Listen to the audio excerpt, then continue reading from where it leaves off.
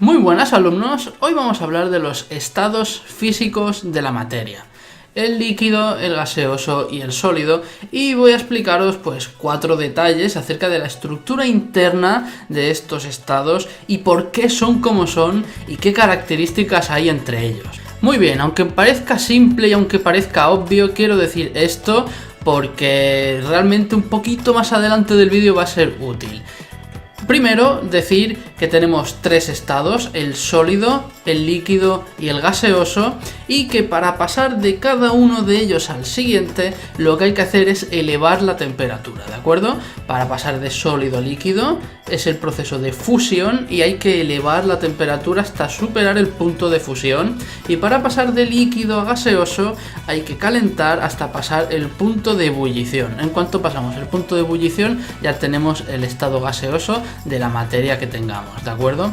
Yo creo que todo el mundo sabe distinguir entre un sólido, un líquido y un gas, de modo que no voy a ponerme a explicar detalles visuales macroscópicos de esto, sino que vamos a entrar en materia, ¿vale? A entrar a fondo. Antes de empezar quisiera decir que estamos hablando de partículas, no de átomos ni de moléculas, o sea, esto puede ser aplicado realmente a cualquiera de ambos conceptos, ¿vale? Así que en este caso vamos a generalizar, vamos a hablar de partículas. Si no tenéis muy clara la diferencia, os recomiendo que os veáis el vídeo del canal en el cual distingo entre ambos conceptos, ¿vale?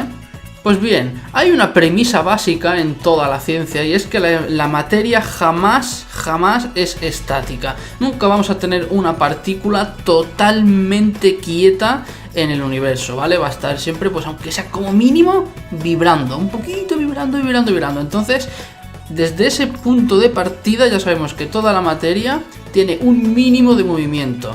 El cero, en principio, el cero de vibración se alcanzaría en el cero absoluto de temperatura y esto es totalmente imposible de alcanzar físicamente, por lo menos de momento. Bien, pues sabiendo esto podemos empezar a hablar de los sólidos. Mucha gente empieza a hablar de gas a sólido, pero yo creo que es más intuitivo quizás hablar de sólido a gaseoso. Vamos a empezar entonces por un sólido y vamos a decir pues 4 conceptos sobre este. En el caso de los sólidos, las propiedades estructurales, las propiedades microscópicas, son que tenemos un empaquetamiento muy elevado de partículas, todas muy juntas, lo que quiere decir que hay una elevada fuerza de atracción entre ellas. Están todas muy pegadas, muy amontonadas, ¿vale? Muy poco espacio entre ellas, dejando tan solo lugar a que queden vibrando, ¿de acuerdo? De ese modo estamos consiguiendo estructuras, pues lo dicho, muy compactas, muy rígidas y con una distancia entre partículas bastante pequeña. Esta cantidad tan masiva de partículas en una cantidad pequeña de espacio hace que la densidad aumente y es por esto pues por lo que los líquidos mayoritariamente son menos densos que los sólidos, ya que los sólidos tienen mayor empaquetamiento, mayor concentración, mayor densidad de partículas en una misma cantidad de espacio. Por norma general, según el tipo de partícula que estemos tratando, según si sea pues moléculas, si sea átomos, si sea un átomo de cesio, un átomo de plomo, un átomo de sodio, un átomo de lo que sea, en principio cada tipo de átomo, cada tipo de partícula tiene un tipo de empaquetamiento diferente y es por eso por lo que en principio cada sustancia tiene una densidad diferente. También influye obviamente el radio de enlace, como vimos en el capítulo anterior. Cuanto mayor sea, menor será la densidad. Muy bien, en este paso ya podemos hablar del cambio de sólido a líquido. Si estamos en ese punto, ya podemos empezar a imaginar macroscópicamente. ¿Qué habría que hacer? Habría que calentar, ¿de acuerdo? Habría que calentar nuestro sólido para que pase al líquido. Bueno, pues eso microscópicamente, al calentar, lo que estamos haciendo es que las vibraciones sean cada vez más intensas. En un sólido tendríamos una vibración de este estilo, mientras que si empezamos a calentar, empezaría aquello a vibrar pero bastante más salvajemente, ¿de acuerdo? Llegando entonces a un punto en el que la vibración supera un poco la fuerza de interacción que había entre las partículas, desprendiéndose y pillando un poco más de libertad. Pillarían fluidez, ¿de acuerdo? Pillarían un estado fluido. Y el primer estado fluido que pillan es el líquido. Así que empezamos a hablar del líquido. Entonces, teniendo claro esto, las propiedades microscópicas de un líquido podríamos decir que son una distancia interpartícula más grande que en un sólido, ¿de acuerdo? Pero manteniendo un poco las interacciones, ¿de acuerdo? Vosotros ya podéis ver que un líquido no se expande hasta el infinito, que sigue manteniendo su posición, su forma, entre comillas. Eso indica que hay una atracción entre las partículas que de alguna manera se ven atraídas entre ellas, ¿de acuerdo? Y eso es porque, a ver, están cerca. Aunque no estén tan cerca quizá como en el sólido, siguen estando cerca. Hay interacciones entre ellas. En esto se dice que hay una interactividad moderada entre lo que son las partículas en cuestión. Obviamente las partículas no ocupan una posición fija, entre ellas se van desplazando, a lo mejor ahora tenemos aquí una partícula y otra aquí y dentro de un segundo las tenemos aquí, o sea, se mueven relativamente entre ellas, lo cual es obvio, estamos en el caso de un líquido, y aparte decimos que entre ellas las partículas sufren un movimiento de tipo deslizativo, ¿vale? Se deslizan las unas sobre las otras debido a esas fuerzas que hay intermoleculares. Entonces ahora ya estamos en un caso en el que tenemos más o menos clara la estructura microscópica de un líquido y de un sólido.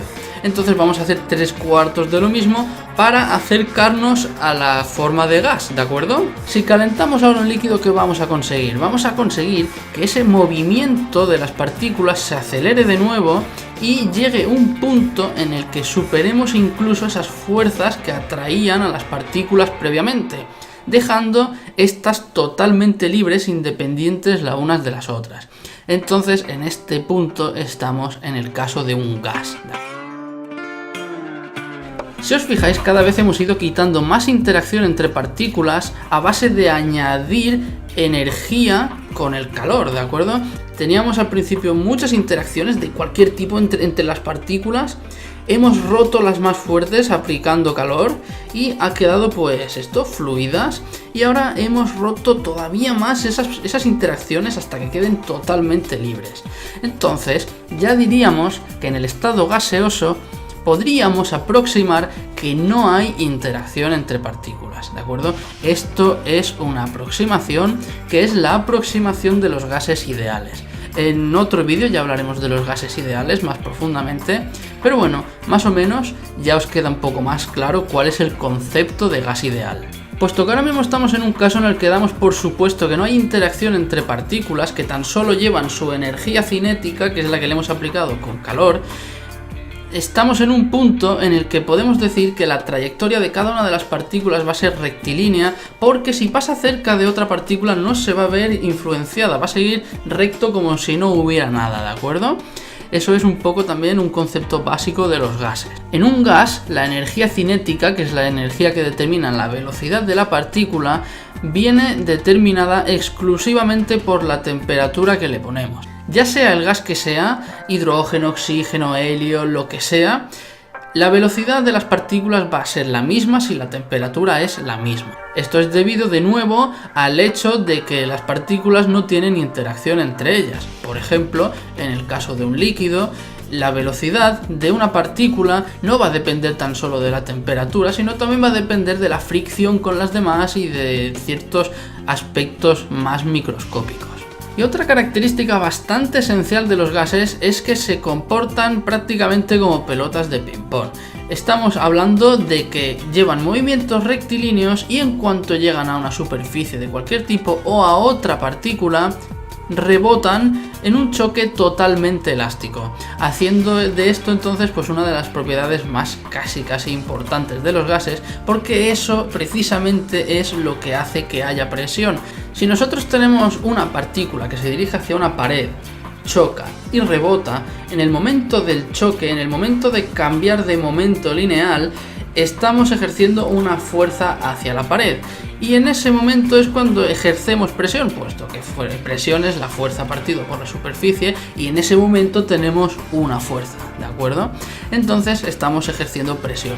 En el caso de los gases y de los líquidos se ejerce presión. En el caso de los sólidos, no. Un líquido también ejerce presión, puesto que las partículas también se van moviendo y chocan contra las paredes. En el caso de un sólido se ejerce presión, pero es distinta, es una presión por gravedad, por el hecho de estar apoyado sobre una superficie en el caso de tenerlo apoyado. No es algo intrínseco de la materia, no es algo microscópico. Entonces, chicos, estas son las propiedades básicas de los 3 estados de la materia. Yo espero que os haya resultado útil. Ya os digo, esta clase es más bien preparatoria, puesto que en breves me gustaría empezar a hablar de los gases ideales y demás, y para eso hay que tener bien claro qué es un gas antes de empezar a profundizar. Así que nada, yo espero que os haya gustado esta clase, que la hayáis entendido, que os sea útil, y chicos, a disfrutar de la ciencia en su máximo esplendor.